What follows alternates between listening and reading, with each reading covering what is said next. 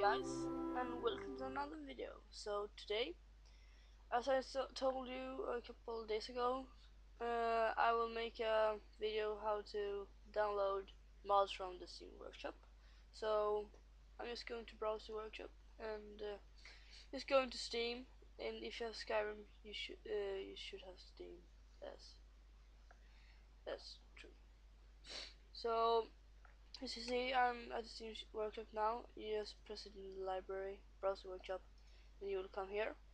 So you choose a mod, and what I want to do is the War Mage mod.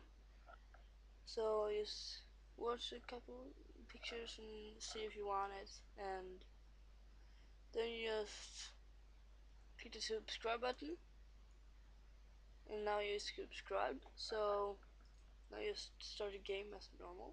So it's launching, and as you can see down here, it's checking my mods, and it will do that if you just need to subscribe and install, that's the only thing you have to do. And when you open the game, it will be downloaded. So that's the easiest way download mods, but they're not so good either, so I would not recommend that. But yeah, if you have any more requests,